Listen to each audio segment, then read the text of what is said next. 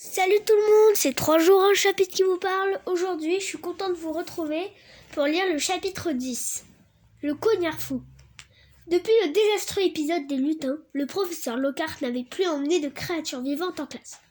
Il se contentait de lire des passages de ses livres à ses élèves en reconstituant les scènes qui le mettaient le mieux en valeur. Souvent, il demandait à Harry de jouer le rôle d'une créature féroce qu'il avait terrassée, délivrant ainsi tout un village d'une menace mortelle. Ce jour-là, il fit jouer à Harry le rôle d'un loup-garou qui lui avait rendu forme humaine, mettant fin à la terreur que le monstre faisait régner sur les paysans du coin. Lorsque la cloche sonna pour annoncer la fin du cours, Harry rejoignit Ron et Hermione au fond de la classe. « Prêt ?» murmura Harry. « Allons-y » dit Hermione.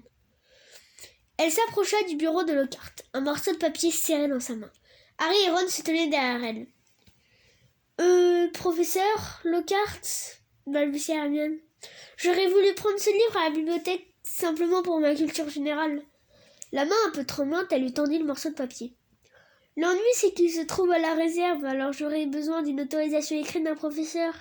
Je crois que ce livre m'aiderait beaucoup à mieux comprendre ce que vous avez écrit dans Vadrouille avec les ghouls au sujet des venins à action lente. »« Ah, Vadrouille avec les ghouls !» s'exclama Lockhart en prenant le papier avec un large sourire. « C'est peut-être mon livre préféré, il t'a plu ?» « Oh oui, » répondit Hermione avec enthousiasme. « J'ai adoré le chapitre où vous racontez comment vous avez attrapé une goule avec une passoire à thé. »« Je suis sûre que personne ne m'en voudra de permettre à la meilleure élève de l'école d'accroître ses connaissances, » dit chaleureusement Lockhart en prenant une énorme plume de paon. Ron parut scandalisé, mais Lockhart crut voir dans l'expression de son visage une réaction admirative. « Elle est jolie, n'est-ce pas ?» lui dit-il. « D'habitude, je m'en sers pour dédicacer mes livres. » Il griffonna une énorme signature en lettres rondes sur le papier que lui avait donné Hermione et lui rendit. « Alors, Harry ?» dit Lockhart tandis qu'Hermione repliait fébrilement le papier et la fourrait dans son sac. « Demain, c'est le premier match de Quidditch de la saison, je crois. Gryffondor contre Serpentard, c'est ça? J'ai entendu dire que tu étais un joueur efficace. J'ai moi-même joué au poste d'attrapeur. On m'a proposé d'entrer dans l'équipe nationale, mais je préférais consacrer ma vie au combat contre les forces du mal. Si jamais tu as besoin de quelques conseils, n'hésite surtout pas à m'en demander. Je serais ravi de faire profiter de mes connaissances un joueur encore de 8 ans. » Harry laissa échapper de sa gorge un bruit indéfinissable, puis il sortit de la classe derrière Ron et Hermione. « Je n'arrive pas à y croire, » dit Harry. Sur le chemin de la bibliothèque, tous trois contemplaient d'un air ébahi la signature sur le papier. « Il n'a même pas lu le titre qu'on voulait. » « C'est vraiment un parfait crétin, » dit Ron. « Mais on s'en fiche, on a ce qu'on voulait. »« Ce n'est pas un crétin, » protesta Hermione d'une voix aiguë. « Ça, c'est parce qu'il a dit que tu étais la meilleure élève de l'école. » Ils se turent en pénétrant dans l'atmosphère feutrée de la bibliothèque.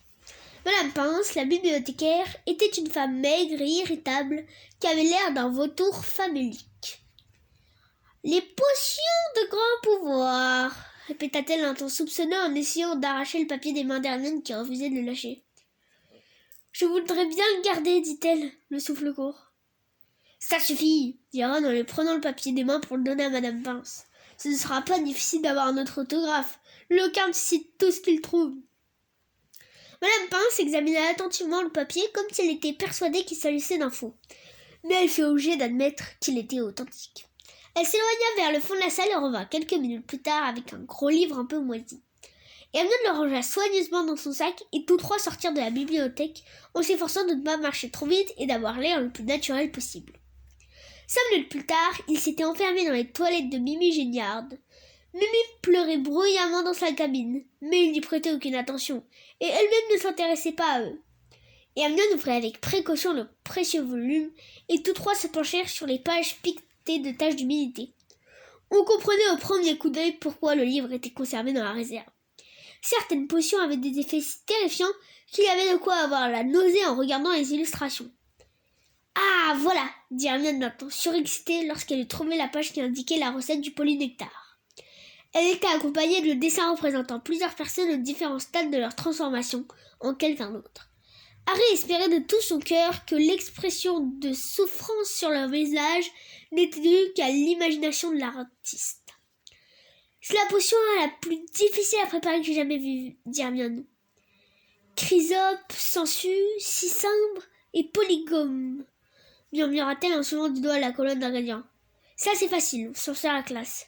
Mais là, regardez, de la corne de bicorne en poudre, je me demande où on va en trouver. Et de la peau de serpent d'arbre du Cap. Ça aussi c'est dur, sans compter un petit morceau de celui dont on veut prendre l'apparence. Pardon, Couparonne? Qu'est-ce que tu entends par un petit morceau de celui dont on veut prendre l'apparence? Je refuse de boire un truc qui contient un ongle d'orteil de crabe. Et Hermione fit semblant de ne pas l'avoir entendu. Mais on n'a pas besoin de s'en occuper maintenant. C'est au dernier moment qu'il faut le rajouter. Ron resta sans voix et se tourna vers Harry, qui s'inquiétait d'autre chose.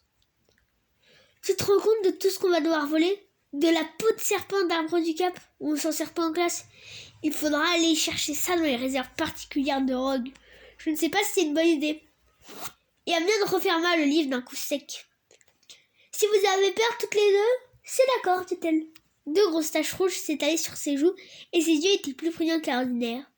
Je ne tiens absolument pas à faire des choses interdites, vous le savez bien. Mais vouloir renvoyer les enfants de Moldu me paraît beaucoup plus grave que de préparer une potion un peu délicate. Si vous voulez pas qu'on sache si Malfoy est derrière tout ça, je retourne tout de suite rendre ce livre à Madame Pince et on n'en parle plus. Je ne me doutais pas qu'un jour, ce serait toi qui nous inciterais à faire des choses interdites, dit Ron. C'est d'accord, allons-y, fabriquons la potion, mais pas donc de papier, d'accord? Il faudra combien de temps pour préparer ça, demanda Harry. Et Hermione, qui avait retrouvé sa bonne humeur, rouvrit le livre. Étant donné que le cicimbre doit être cueilli à la pleine lune et qu'il faut faire cuire les chrysopes pendant 21 jours, je pense qu'il faudra un mois en tout, si nous arrivons à réunir tous les ingrédients. Un mois, dit Ron. D'ici là, Malfoy aura eu le temps d'attaquer tous les enfants de Moldu de l'école. Mais allons-y, de toute façon, il n'y a que ça à faire. Toutefois, pendant qu'Hermione vérifiait qu'il n'y avait personne dans les environs, Ron murmura à l'oreille de Harry. Si tu arrivais à faire tomber Malfoy de son balai pendant le match de demain, ça nous éviterait beaucoup de travail. Harry se réveilla de bonne heure le samedi et resta allongé un bon moment en pensant au match de Quidditch qui devait avoir lieu quelques heures plus tard. Il appréhendait la réaction de Dubois au cas où Gryffondor perdait. Mais ce qui l'inquiétait le plus, c'était d'affronter une équipe montée sur les meilleurs balais qu'on puisse trouver. Jamais il n'avait eu un tel désir de battre les Serpentards. Au bout d'une demi-heure passée à ruminer ses pensées, il se leva et descendit prendre son petit déjeuner dans la grande salle, où il retrouva les autres joueurs de Gryffondor, tendus et silencieux. Peu avant 11h, toute l'école prit la direction du stade. Au dehors, l'atmosphère était lourde et il y avait de l'orage dans l'air. Ron et Hermione se précipitèrent sur Harry pour lui souhaiter bonne chance à l'entrée des vestiaires. Les joueurs de Gryffondor revêtirent leurs robes rouges de leur équipe, puis s'assirent pour écouter l'habituel discours d'encouragement qu'Olivier Dubois prononçait avant chaque match. « Les Serpentards ont de meilleurs balais que nous, dit-il. Il ne servira à rien de le nier. Mais nous avons de meilleurs joueurs sur le balai. Nous sommes beaucoup mieux entraînés qu'eux, nous avons volé par tous les temps et nous allons leur faire regretter le jour où ils se sont vendus à ce petit détritus de Malfoy. » Le visage grave, Dubois se tourna vers Harry. « C'est toi, Harry, qui devra leur montrer qu'il ne suffit pas d'avoir un père riche pour être un attrapeur digne de ce nom. Saisis-toi du vif d'or avant Malfoy. Donne ta vie pour cela si c'est nécessaire. Harry, car aujourd'hui, il faut absolument que nous remportions la victoire s'il le faut. » Sans vouloir te mettre la pression, Harry, dit Fred en lui adressant un clin d'œil. Une immense clameur monta des tribunes lorsqu'ils pénétrèrent sur le terrain. Les acclamations dominaient car les supporters de Serdaigle et de Poufsouffle souhaitaient aussi la défaite des Serpentards. Mais ces derniers comptaient suffisamment de partisans pour qu'on entende également des sifflets et des huées. Madame Bibbin, le professeur de Quidditch, demanda à Flint et à Dubois de se serrer la main, ce qu'ils firent en échangeant des regards menaçants et en s'écrasant mutuellement les doigts. « Attention, à mon coup de sifflet, dit Madame Bibbin. 3, 2, 1... » Accompagnés par les hurlements de la foule, les 14 joueurs s'élevèrent alors dans les airs sous un ciel de plomb. Harry volait au-dessus des autres, cherchant le vif d'or des yeux. « Ça va le balafré !» lança Malfoy en filant comme une fusée juste au-dessous de lui pour faire une démonstration de la vitesse de son balai. Mais Harry n'eut pas le temps de répliquer. Au même moment, un gros cognard noir fonça sur lui et il l'évita de si peu qu'il sentit un coup de vent décoiffer ses joues au passage. « C'est tout juste Harry !» dit George en passant devant lui, sa batte à la main, prêt à dévier le connard vers un joueur de l'équipe adverse.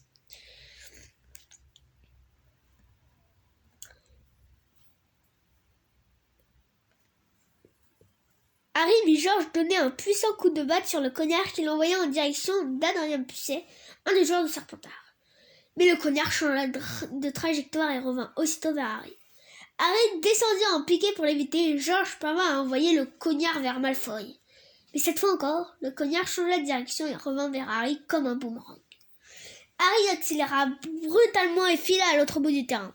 Il entendait derrière lui le cognard qui le suivait en sifflant. Que se passait-il ? D'habitude, les cognards ne s'acharnaient jamais sur un seul joueur. Il avait au contraire pour rôle de désarçonner le plus de joueurs possible en les attaquant au hasard. Fred Weasley attendait le cognard à l'autre extrémité du terrain. Harry baissa la tête tandis que Fred frappait de toutes ses forces le cognard qui devient enfin de sa course. « Et voilà, c'est fait !» s'écria Fred d'un ton triomphant. Il avait tort. Attiré comme par un démon, le cognard fonça à nouveau sur Harry, qui fut obligé de prendre la fuite à la vitesse maximum. Il avait commencé à pleuvoir et Harry sentait de grosses gouttes s'écraser sur son visage en éclaboussant ses lunettes. Il n'avait aucune idée de la façon dont le match se déroulait jusqu'à ce qu'il entende Lee Jordan annoncer « Serpentard mène par 60 points à 0 ». Sans aucun doute, les balais des Serpentards montraient leur supériorité et pendant ce temps-là, le cognard fou faisait tout ce qu'il pouvait pour essayer d'abattre Harry. Fred et Georges étaient obligés de voler si près de lui pour le protéger que Harry n'avait plus aucune chance d'apercevoir le vif dehors, encore moins de l'attraper. « Quelqu'un a trafiqué ce cognard » grommela Fred en brandissant sa batte pour l'éloigner à nouveau. « Il faut siffler la mi-temps » dit Georges qui donna à son tour un coup de batte au cognard. Madame Bibine lança enfin le coup de sifflet salvateur. Fred et Georges foncèrent vers le sol, essayant toujours d'éloigner le cognard fou. « Qu'est-ce qui se passe ?» demanda Dubois au joueur de Gryffondor sous les moqueries des supporters des Serpentards. « On est en train de se faire écraser. Georges, qu'est-ce que tu fabriquais quand le cognard a empêché Angelina de marquer ?» On était à 10 mètres au-dessus à essayer d'arrêter l'autre cognard qui voulait fracasser le crâne de Harry, répliqua Georges avec colère. Quelqu'un a trafiqué. Il n'a pas arrêté d'harceler Harry sans jamais s'en prendre à personne d'autre. Les Serpentards ont dû l'ensorceler. Pourtant, les cognards sont restés sous clé dans le bureau de Madame Bibine depuis notre dernière séance d'entraînement. Et ils étaient parfaitement normaux à ce moment-là, dit Dubois d'une voix inquiète. En tout cas, dit Harry à Fred et Georges, si vous me volez autour sans arrêt, je n'arriverai jamais à attraper le Victor. Sauf s'il vient se prendre dans ma manche. Alors occupez-vous des autres joueurs, je me charge du cognard fou. Ne sois pas idiot, dit Fred, il va t'arracher la tête. Olivier, c'est une absurdité, dit Alicia Spinel d'un ton furieux. On ne peut pas laisser Harry tout seul face à ce machin. Il faut demander une enquête. Si on interrompt le match, ça veut dire qu'on déclare forfait, proteste Harry. Et on ne va quand même pas laisser la victoire au Serpentoir à cause d'un cognard fou. Il faut que je me débrouille tout seul. C'est entièrement ta faute, dit Fred à Olivier. Saisis-toi du vif d'or, donne ta vie pour ça si c'est nécessaire. Quelle idiotie de dire des choses pareilles. Madame Bibine venait de les rejoindre. Prêt à reprendre le match demanda-t-elle à Dubois. Celui-ci jeta un coup d'œil à Harry qui paraissait toujours aussi déterminé. Oui, répondit Dubois. Fred et Georges, vous avez entendu Harry? Laissez-le se débrouiller tout seul avec les cognards. La pluie tombait drue à présent. Au coup de sifflet de Madame Bibine, Harry se leva dans les airs et entendit bientôt derrière lui le sifflement qui trahissait la présence du cognard. Harry monta de plus en plus haut. Dans une suite de cercles, de tonneaux, de zigzags, de piquets et de remontées en chandelle pour éviter son poursuivant, un peu étourdi, il gardait les yeux grands ouverts. La pluie martelait ses lunettes et des gouttes pénétraient dans ses narines lorsqu'il se retourna la tête en bas pour échapper à une nouvelle attaque du cognard. Il entendait les spectateurs rire sur les gradins. Il savait qu'il devait avoir l'air ridicule en exécutant toutes ces figures, mais elles étaient efficaces, car le cognard était lourd et ne pouvait pas changer de direction aussi facilement que lui. Il se lança ainsi dans un exercice de montagne russe tout autour du stade, tout en observant à travers le rideau de pluie les buts de Gryffondor qui subissaient une attaque d'Adrien Pusset. Un sifflement aux oreilles d'Harry lui indiqua que le cognard venait de le frôler à nouveau. Il prit aussitôt un virage serré et fila dans la direction opposée. « Tu prépares un balai aérien, Potter ?» cria Malfoy. Après avoir dévié une nouvelle attaque, Harry se retourna vers lui avec un regard de haine. Il aperçut alors le vif d'or qui volta quelques centimètres au-dessus de l'oreille gauche de Malfoy. Celui-ci, trop occupé à se moquer de lui, ne l'avait pas vu. Pendant un terrible moment, Harry resta sur place sans oser foncer sur Malfoy de peur qu'il ne lève les yeux et aperçoive à son tour le vif d'or. Flamme! Harry avait hésité un instant de trop et le cognard venait de l'atteindre de plein fouet en lui cassant le bras. Étourdi par une douleur fulgurante, il glissa de côté sur le manche de son balai, ruisselant de pluie, son bras droit inerte le long de son flanc. Le cognard lança alors une deuxième attaque en essayant cette fois de frapper au visage. Harry fit une embardée en n'ayant plus qu'une seule idée dans son cerveau embrumé, foncer sur Malfoy. Aveuglé par la pluie et la douleur, il fondit sur le visage luisant et goguenard de Drago Malfoy, qui écarquilla soudain les yeux d'un air terrorisé, persuadé que Harry l'attaquait. « Qu'est-ce que... » s'exclama-t-il en s'enfuyant de toute la vitesse de son balai. Harry lâcha le balai qui tenait sa main valide et fit un geste désespéré pour essayer d'attraper les Lévidor. Il sentait alors ses doigts se refermer sur la petite sphère glacée, mais il ne tenait plus le balai qu'avec ses jambes. Sur les gradins, la foule des spectateurs se mit à hurler lorsqu'il plongea droit vers le sol en essayant de toutes ses forces de ne pas s'évanouir. Avec un bruit sourd, il tomba dans la boue qui recouvrait le terrain et roula à terre, le bras tordu formant un angle inquiétant. Terrassé par la douleur, il entendit vaguement les cris et les sifflets qui retentissaient autour de lui.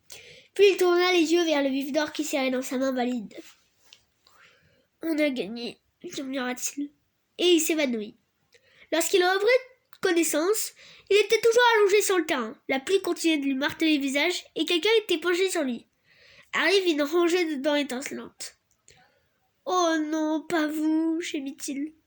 Il ne sait plus ce qu'il dit, lança le quart d'une voix claironnante à l'adresse des élèves de Gryffondor qui se pressaient autour de lui. L'air anxieux. « Ne t'inquiète pas, Harry, je vais soigner ton bras. »« Non !» protesta Harry, « je préfère le garder comme ça. » Il essaya de se relever, mais la douleur était atroce. Il entendit alors un déclic familier à côté de lui. « Je n'ai pas besoin de photos maintenant, Colline !» s'écria-t-il avec force. « Reste allongé, Harry, dit le quart d'une voix apaisante. C'est un sortilège très simple que j'ai souvent utilisé. Je préfère aller à l'infirmerie, dit Harry, les dents serrées. Ce serait préférable, professeur, approuva Dubois, couvert de boue, qui ne pouvait s'empêcher de sourire largement malgré la blessure de son attrapeur. Bravo, Harry, c'était magnifique, très spectaculaire, le plus joli coup que tu aies réussi jusqu'à maintenant. À travers les rangées de jambes alignées autour de lui, Harry aperçut Fred et George Weasley qui s'efforçaient à grande peine d'enfermer dans sa boîte le cognard fou toujours acharné à en découdre. « Reculez-vous, dit Lockhart en retroussant ses manches de sa robe d'un vert de jade. « Non, pas ça, protesta faiblement Harry. Mais Lockhart continua à faire des moulinets avec sa baguette magique qui pointa soudain sur le bras de Harry. Une sensation étrange et désagréable se répandit aussitôt dans son bras, depuis l'épaule jusqu'au bout des doigts. Il avait l'impression que son bras se dégonflait comme un vieux pneu. Les yeux fermés, il n'osait pas regarder ce qui se passait. Mais ses pires craintes se trouvèrent confirmées lorsqu'il entendit autour de lui des exclamations stupéfaites auxquelles se mêlait le cliquetis frénétique d'un appareil photo. Son bras ne lui faisait plus mal. Il avait même l'impression de ne plus en avoir du tout. Oui, en effet, dit Lockhart. C'est une chose qui peut se produire de temps en temps. Mais l'essentiel, c'est que les os ne sont plus cassés. C'est surtout ça qu'il faut avoir à l'esprit. Eh bien voilà, Harry, il ne te reste plus qu'à aller à l'infirmerie. Monsieur Weasley, Miss Granger, pouvez-vous l'accompagner là-bas, s'il vous plaît? Madame Pomme-Fraîche n'aura qu'à arranger ça. Lorsque Harry se releva, il se sentit étrangement bancal. Il prit une profonde inspiration et se résolut à regarder dans quel état se trouvait son bras. Il faillit alors s'évanouir à nouveau. Ce qu'il voyait dépasser de sa manche ressemblait à un gros gant en caoutchouc, couleur chair. Il essaya de remuer ses doigts, mais rien ne se produisit. Le cadre n'avait pas ressoudé les os. Il les avait fait disparaître. Madame Pomme-Fraîche était furieuse. « Vous auriez dû venir immédiatement ici !» fulmina-t-elle en soulevant le bras amorphe et sans vie d'Harry. « Je peux ressoudre les os en quelques secondes, mais les faire repousser. »« Vous allez y arriver, n'est-ce pas ?» demanda Harry désespéré. « J'y arriverai, sans aucun doute. Mais ce sera douloureux, dit Madame Pomme-Fraîche d'un air sombre en jetant un pyjama à Harry. Il faudra passer la nuit ici. Et Hermione attendit derrière le rideau qui entourait le lit de Harry pour que Ron l'aidât à enfiler son pyjama. Il fallut un certain temps pour faire entrer le bras caoutchouteux dans la manche de la veste. « Alors, Hermione, tu admires toujours autant Lockhart maintenant ?» dit Ron à travers le rideau. Si Harry avait eu envie d'être transformé en mollusque, il l'aurait demandé. « Tout le monde peut connaître des erreurs, répondit Hermione. D'ailleurs, ça ne te fait plus mal, n'est-ce pas, Harry? Non, dit Harry. L'ennui, c'est que ça me fait plus rien du tout. Lorsqu'il se laissa tomber sur le lit, son bras rebondit comme un bout de chiffon. Hermione et Madame Pomfresh passèrent de l'autre côté du rideau. Madame Pomfresh tenait dans sa main une grande bouteille dont l'étiquette indiquait « Poussos ». « Tu vas passer une mauvaise nuit », prévint-elle en versant le liquide fumant de la bouteille dans un bol qu'il lui tendit. « Faire repousser des os, ça fait mal. » Lorsqu'il avala le liquide, Harry avait la bouche et la gorge en feu, et il se mit à tousser. Madame Pomfresh s'en alla, pestant contre les sports dangereux et les professeurs incompétents, et laissa le soin à Ron et Hermione d'aider Harry à avaler un peu d'eau. « On a quand même gagné, » dit Ron avec un large sourire. « Vraiment incroyable la façon dont tu as attrapé le vif d'or. Il fallait voir la tête de Malfoy. Il avait l'air prêt à tuer. » « J'aimerais bien savoir ce qu'il a fabriqué avec ce cognard, » dit sombrement Hermione. « On peut ajouter ça à la liste des questions qu'il faudra lui poser quand on aura appris le polynectar, » dit Harry en s'enfonçant dans ses oreillers. « J'espère moins que ça a meilleur goût que cette horreur. »« Tu rigoles ? S'il y a des bouts de serpentard dedans, c'est impossible, » dit Ron. À ce moment, la porte d'infirmerie s'ouvrait à la volée. Sales et ruisselants, les joueurs de l'équipe de Gryffondor venaient saluer Harry. « Extraordinaire ce que tu as fait, Harry, » dit George. « Je viens de voir Marcus Flint passer un savon à Malfoy en hurlant qu'il avait le vif d'or juste au-dessus de sa tête et qu'il ne l'avait même pas vu. Malfoy n'en menait pas large, tu peux me croire. » Ils avaient apporté des gâteaux, des bonbons et du jus de citrouille. Ils s'installèrent autour du lit et improvisèrent ce qui promettait d'être une belle fête lorsque Madame Pomfresh surgit soudain en hurlant « Ce garçon a besoin de repos. Il faut lui faire repousser 33 os. Alors dehors! Dehors !» Et Harry se retrouva tout seul, sans autre distraction que la douleur lancinante qui lui transperçait le bras. Des heures plus tard, Harry se réveilla soudain dans le noir et laissa échapper un petit cri de douleur. Il avait à présent l'impression que son bras était rempli d'échardes. Pendant un instant, il crut que c'était ce qui l'avait réveillé. Mais il poussa un cri d'horreur en se rendant compte que quelqu'un était en train de lui éponger le front dans l'obscurité.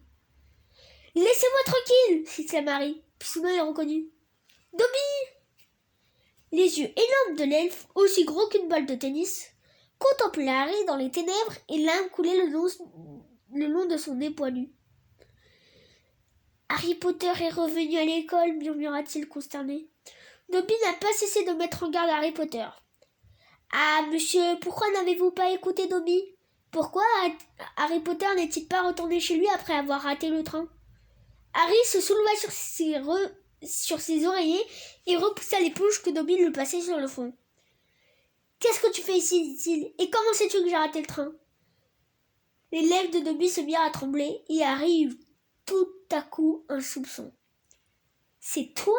dit-il lentement. « C'est toi qui as bloqué la barrière. »« C'est vrai, monsieur, » dit Dobby. Il hocha vigoureusement la tête et ses oreilles se mirent à battre comme des ailes. Dobby s'est caché, il a entendu Harry Potter et il a bloqué la barrière. Après ça, Dobby s'est brûlé les mains avec un fer à repasser pour se punir. Il montra à Harry ses longs doigts entourés de bandages. Mais Dobby s'en fichait, monsieur, car il pensait que Harry Potter était en sécurité. Jamais Dobby n'aurait cru que Harry Potter puisse arriver à l'école par d'autres moyens. Il se balança devant en arrière en hochant sa grosse tête repoussante. Dobby a reçu un tel choc quand il a appris que Harry Potter était revenu à Poudlard qu'il a laissé brûler le dîner de son maître. Jamais Dobby n'a reçu une telle correction. Harry se laissa retomber sur ses oreillers. « À cause de toi, on a failli être envoyés, Ron et moi, dit-il d'un ton féroce. Tu ferais mieux de filer d'ici avant que mes os s'aient repoussé, sinon je t'étrangle. » Dobby eut un faible sourire.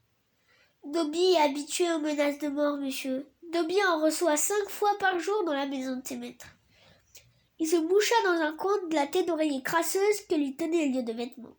Il avait l'air si pitoyable que Harry sentit malgré lui la colère le quitter. « Pourquoi t'avais-tu avec cette chose, Dobby ?» demanda-t-il intrigué. « Ça, monsieur ?» dit Dobby en montrant la tête d'oreiller. « C'est un signe distinctif des selles de maison. Ils sont tenus en esclavage, monsieur. Et Dobby ne peut être libéré que si ses maîtres lui offrent des vêtements. Aussi, la famille fait bien attention de ne rien donner à Dobby. Pas même une chaussette, monsieur, car alors il serait libre de quitter à tout jamais la maison. » Dobby essuya ses gros yeux et s'écria soudain. Harry Potter doit retourner chez lui. Dobby croyait que son cognard suffirait à... Ton cognard s'exclama Harry en sentant la colère revenir. Qu'est-ce que tu veux dire? C'est toi qui as essayé de me tuer avec ce cognard? Pas de vous tuer, monsieur. Surtout pas vous tuer, dit Dobby, l'air choqué. Dobby veut sauver la vie de Harry Potter. Mieux vaut qu'il rentre chez lui grièvement blessé plutôt que de rester ici. Monsieur, Dobby voulait simplement qu'Harry Potter soit suffisamment blessé pour être renvoyé chez lui. Ah bon, c'est tout, dit Harry avec fureur. Et j'imagine que tu veux pas me dire pourquoi tu tiens tant à me renvoyer chez moi en petits morceaux. Ah, si seulement Harry Potter savait, gémit Dobby en versant à nouveau des larmes sur la tête d'Oreiller en lambeaux. S'il savait ce qu'il représente pour nous, les humbles, les esclaves, nous, le rebut du monde de la magie. Et à bien se souvient comment c'était quand celui dont on ne doit pas prononcer le nom était au sommet de sa puissance. Nous, les elfes de maison, étaient traités comme la vermine, monsieur. Oh, bien sûr, Dobby est toujours traité ainsi, admit-il en cessant le visage avec sa tête d'oreiller. Mais pour beaucoup d'entre nous, la vie s'est améliorée depuis que vous avez triomphé de celui dont on ne doit pas prononcer le nom. Harry Potter a survécu et le pouvoir du Seigneur des Ténèbres a été brisé. Ce fut une noble nouvelle, monsieur. Et Harry Potter brillait comme une flamme d'espérance pour ceux d'entre nous qui pensaient que jamais les jours sombres ne finiraient. Mais maintenant, à Poudlard, des choses terribles se préparent. Peut-être même qu'elles se produisent en cet instant. Et Dobby ne peut pas laisser Harry Potter demeurer ici, à présent que